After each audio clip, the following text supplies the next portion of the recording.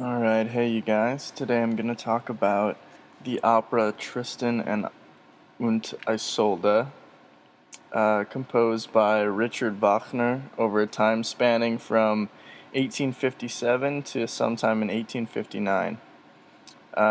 It's interesting because this opera has a prelude that's often played just by itself. It's about 10 minutes long, and that premiered in 1860, and the full opera didn't premiere until 1865 in Munich.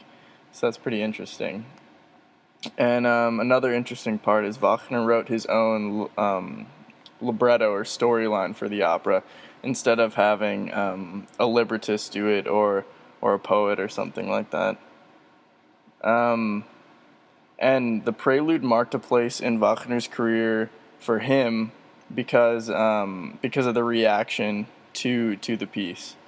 The ideas in the prelude were so new to the musicians playing it that Wagner literally had to walk the orchestra through every note in the piece, note by note, so they could really understand what he was going for. And only over time did the popularity of the piece grow, because most people couldn't really understand his use of chromaticism, tonality, instrumental tone color, and the suspension of chromatic pitches on the first listen. So they had to go back and hear it a few times and hear people kind of pick it apart before they could really enjoy listening to it and understand what was happening. And another interesting thing, the tonic A minor chord is never used in the whole prelude. So you keep thinking it's going to resolve, and it'll resolve to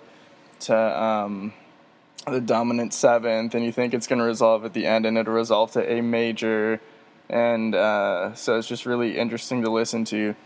And then he also employed the use of special singers in this.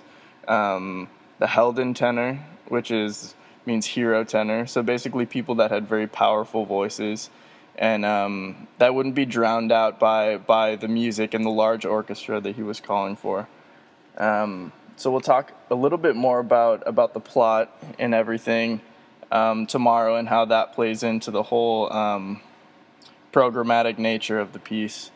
And so I hope you're excited, because it's a really interesting piece, and there's a really interesting storyline behind it. So I'll see you guys tomorrow.